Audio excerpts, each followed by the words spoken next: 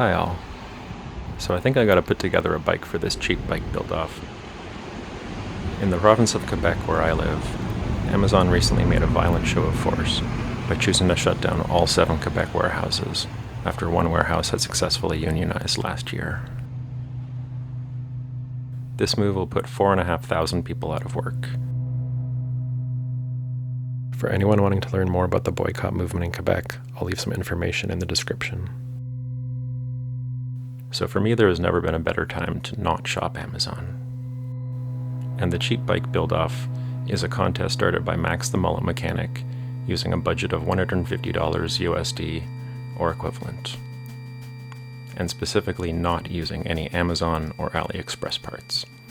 The deadline is February 23rd, so that voting can start on the 24th.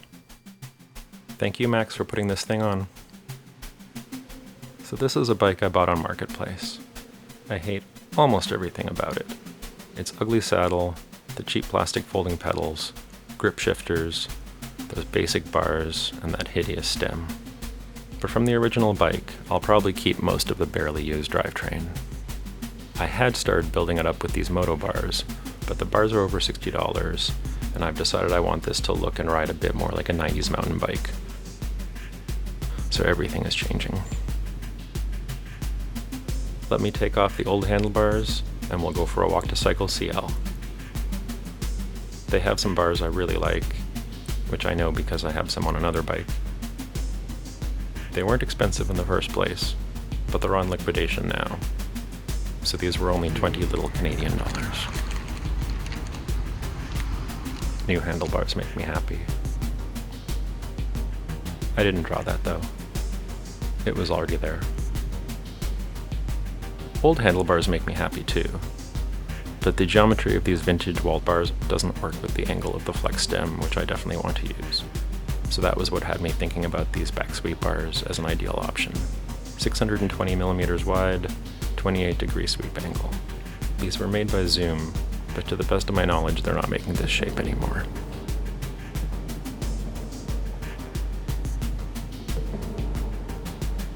But now, on to Montague bikes. I think I found the product page for the model I have, which is shown with 2 slightly different paint jobs, both of which I think are super ugly. I'm a graphic designer, so a bicycle that looks like a giant can of protein powder just doesn't work for me. And now a very brief history of Montague bikes, which is a summary of a summary done by Power in Motion Bikes, so I'll add a link to their more detailed video in the description. Harry Montague was a 6'2" Washington, D.C. area-based architect by day and inventor/tinkerer at night. He wanted the convenience of a folding bike, but found them too wobbly for someone his height. So he found a way to add hinges to regular bikes, and he eventually developed a prototype. He partnered with his son David Montague, who was in graduate school at MIT at the time, specializing in aerospace engineering. They partnered with Schwinn at the beginning of the 90s to make the biframe. In 1997, Montague received a DARPA military grant to make bikes for paratroopers, not entirely unlike the model I have. Ooh, Army Green U-Lock. And they partnered with car brands to make ones like this Hummer one, which also sort of looks like a can of protein powder. But this 1990s biframe, this is not protein powder. I came across these lovely photos of this Montague biframe on Instagram and was kindly given permission to use them. Thank you, Keef. Keef is currently using this bike on a 2-month excursion in New Zealand. I'll be linking to his YouTube and Instagram in the description below. This paint job and colorway is my inspiration.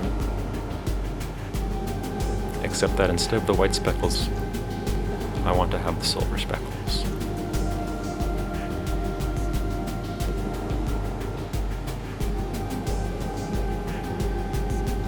And then that vivid green of the logos on the biframe is one of my favorite colors. I could try to mix these together in a jar to get that same color, but then applying a relatively smooth coat would be a challenge. I know I'm going to have some available budget left, so I should probably just buy a new can. Or I could do a totally different accent color instead of the green. And I'll add some reflective and somewhat protective clear coat at the end. This is a circuit bend drum machine I made a few years ago, and it was the first thing I ever tried a splotchy paint job on.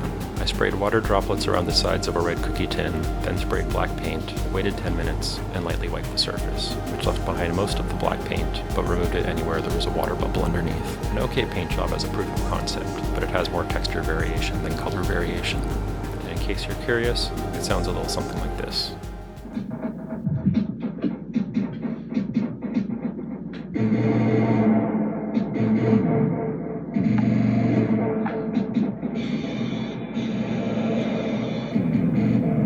I called it Hell Church because I thought it sounded evil and possessed.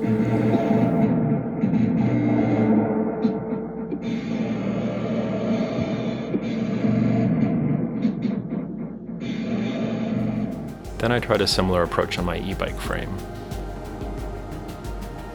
It's more subtle here because it had a dark undercoat. I'll show it to you in the sun someday. But it's far less subtle here. This looks like a very rusty frame, but it's actually aluminum and definitely not rusting. I sprayed several different warm colors for the undercoats, and then once that dried, I did my usual spray bottle of water and spray paint process like the others, but with a light blue top coat. Speaking of crusty and rusty, maybe I'll try to refurbish this saddle. It's from Canadian Tire, but it was made by Velo, and I find these surprisingly comfortable. Personal opinion, but I think dork discs should be called rad discs if they're completely covered in chrome. I'll probably put rapid ROBs on this bike, and from the bike co-op, I have some new friction shifters and new Alhonga brake levers. They're far from fancy, but they're nice and short, which I especially like for a folding bike, and at least they're alloy and not plastic. And that's all for today. I've been wanting to properly document that paint technique I was mentioning, so the next video will probably largely be that. Check out the hashtag to see what others are putting together.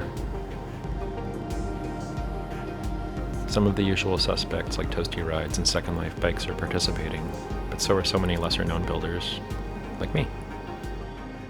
Bye y'all.